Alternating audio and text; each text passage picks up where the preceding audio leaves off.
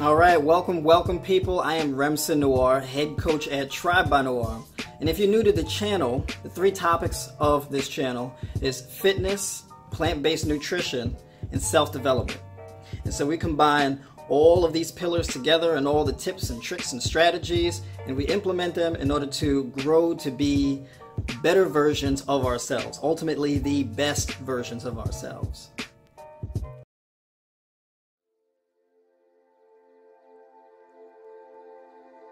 So here's an interesting question. If I were to ask you, what is the difference between your identity and your experiences? What would you tell me? You see, 95% of all human brain activity is subconscious. So this means we're practically asleep at the wheel most of the time. And every once in a while in life is a crash that wakes us up. These crashes are what we know as traumatic experiences. And if we're not careful, those crashes, those traumatic experiences can become our entire identity.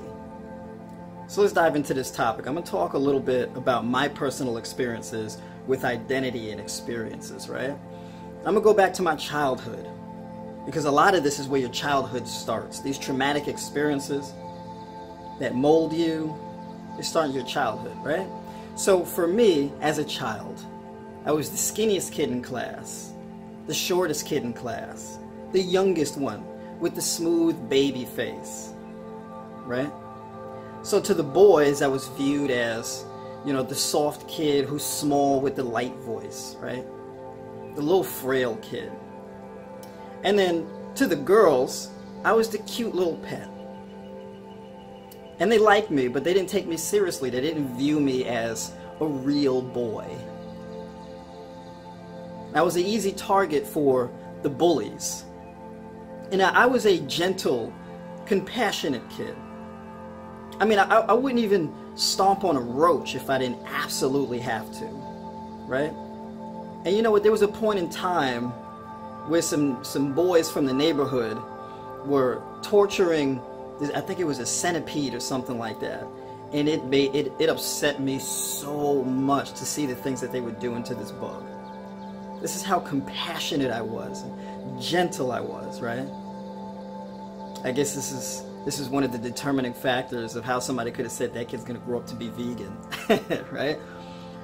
But a gentle, compassionate kid. And this was taken advantage of as a small kid like that.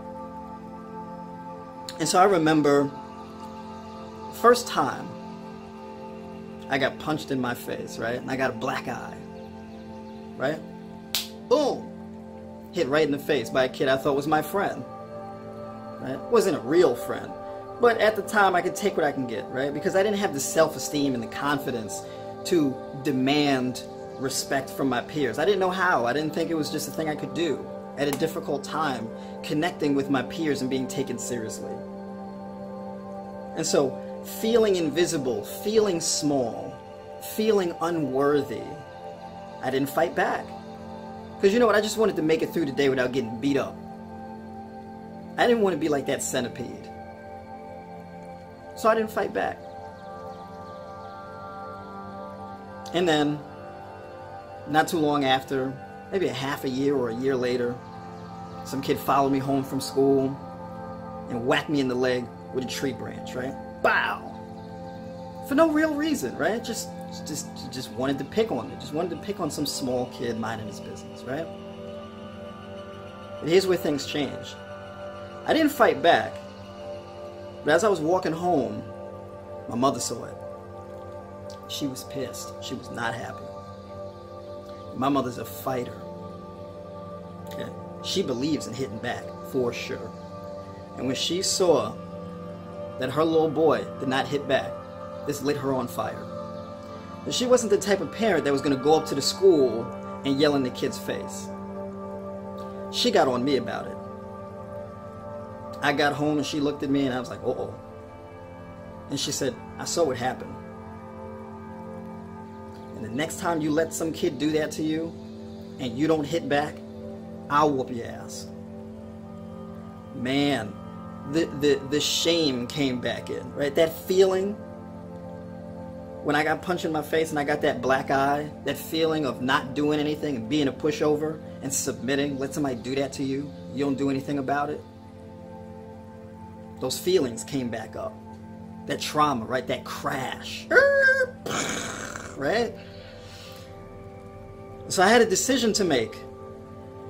The experiences that I've had for years was you're small, you're weak, you're unworthy, you can't win, it's just not for you, you're not like the other kids. Keep your head down, otherwise you're just going to get beat up and embarrassed. It's just going to be worse. Take your licks and go home. Because those are my experiences, right? Take what you can get. People are just going to bully you. There was no counteracting experiences. That's just what it was, right? So I just could have just left it at, well, that's just how it is. But I had to make a decision, right? And that decision is you have to decide to cut against the grain of those experiences. And so this is a pivotal moment in a person's life where you choose to go against the grain of those experiences and be someone else. This is a revolutionary change in your life. And when people go through that revolutionary change, they come out as completely different people, more powerful people, or at least hopefully you do, for the better. And so after that day, I had a lot of self-talk to do in my head. And I had a habit as a kid of talking to myself, right? I would be in my room and I'd be talking and my mother thought I had company or something like that. Right? She thought it was somebody else in the room, but it was just me. And going back and forth, right? What do? Do you fight back? Do you go to school the next day? You punch this kid in his face, you start that fight. What do? Do you just shrug it off? Do you hope that he doesn't do it again? Do you hope that your mother doesn't see again? What are you going to be? Right?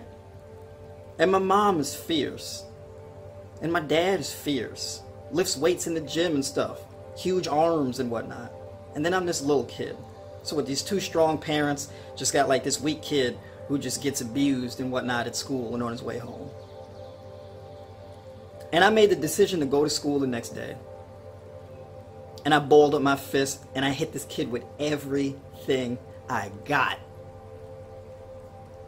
Blew this kid's mind. Right? Nose running and whatnot, tears and stuff. Let me tell you something. You hit somebody in their nose hard enough in that right spot, those tears will come running. Especially a kid that age. Where you just got cracked hard by a kid who's half your size. And when I realized that I can do that, and I didn't get my ass kicked. That kid didn't do nothing. Right? And I realized, bullies are not that tough. Sure, they big, but that's deceiving. Right? Just because somebody's a bully doesn't mean they're stronger than you. And it doesn't mean you have to be weaker than them. And I learned that as a child. And then been fighting ever since then. And loving it. As bad as that sounds, right? Because I wasn't going to be the centipede. The centipede that I watched get tormented by the neighborhood boys. Where they were pulling the legs off and doing all of this type of stuff. Made me furious. I cried for a centipede. This is how compassionate and emotional and gentle I was as a child. And so even though I made the decision to start fighting back, I wasn't going to lose my compassion. Lo and behold, till this day, I ended up becoming vegan, right? Living a vegan lifestyle of compassion. And so this brings me into how that applies to not just me, but it applies to you also. This is where there is a difference between identity and experiences. So unfortunately for a lot of us, we don't choose to make the change, right? For a lot of us, we get stuck in the cycle and our experiences end up becoming our identity. You got people who've been struggling with obesity their entire life, and their family, their whole family's obese, right? Mom, dad, sisters, brothers, uncles, cousins, everybody big. And so that's the experience. That's your experience, and that's their experience. And they tell you it just runs in the family. That's just how it is. This is just who we are. And when you're told that over and over and over as a child, you accept it. When you're told constantly about your weight and how big you are and how big you've always been and how big everyone in the family always has been, this is how you get caught in that cycle, because it's all you know.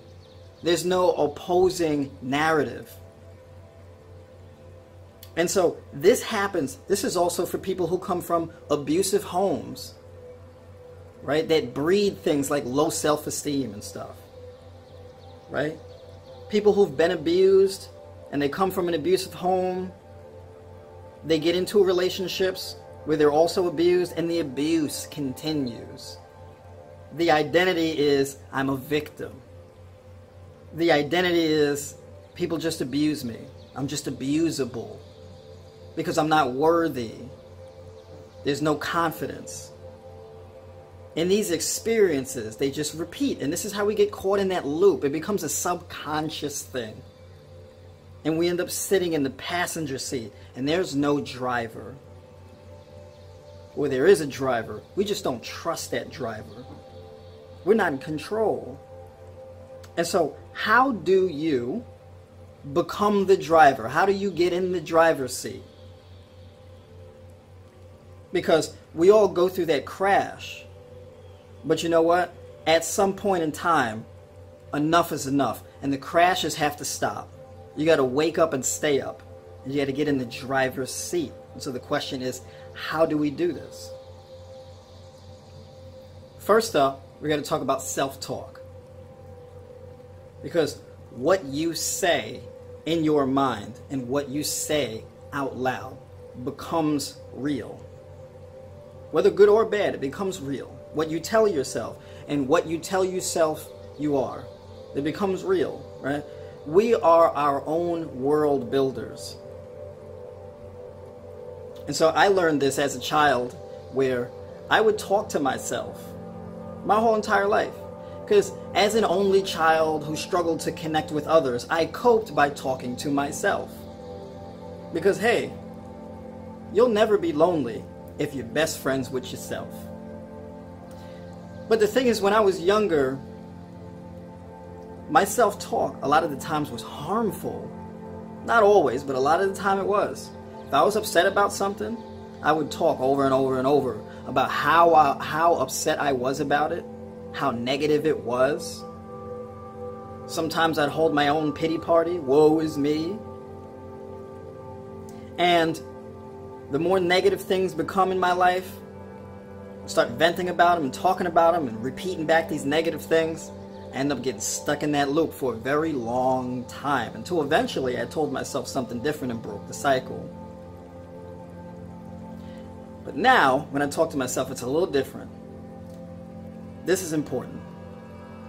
When your self-talk becomes deliberate, you know you're going through hard times, right?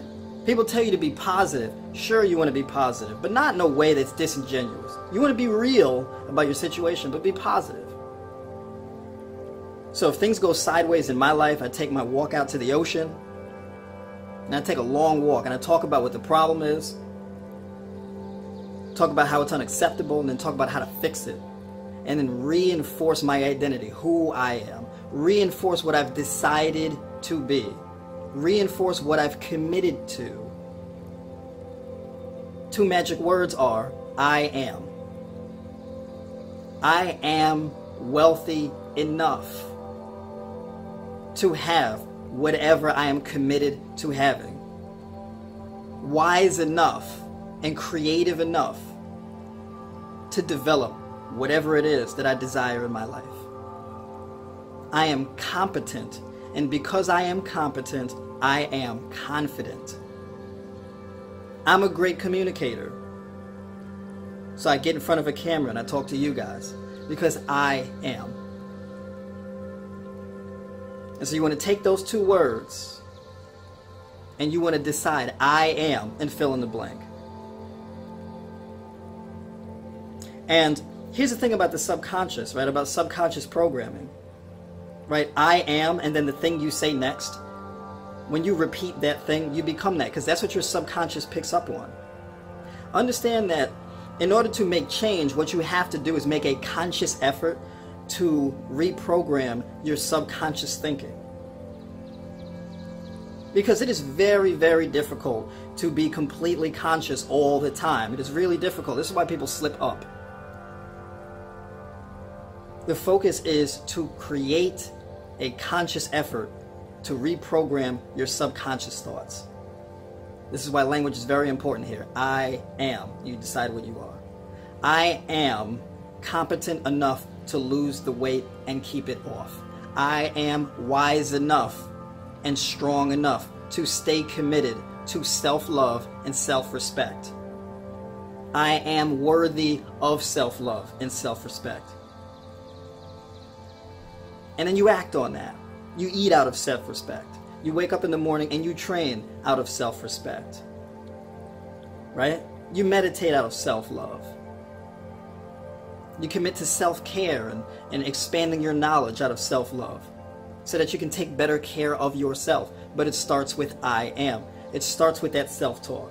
This is what we're going to do today because this is who we are. And be unapologetic about your self-talk. Say it out loud. Okay? There's a reason why we go to clubs and lounges with really, really loud music. Because when it's loud, it hits hard. So your self-talk, say it loud. That good self-talk, say it loud. Say it out loud, unapologetically. Who cares if people think you're crazy? Because you know what? You know why you're doing it. You know who you are. And you are deciding that you're going to make a change and be what you want to be. You're going to get to choose. I am choosing. Next up is list building. Because a big part of the change is about what you say, but it's also about what you see.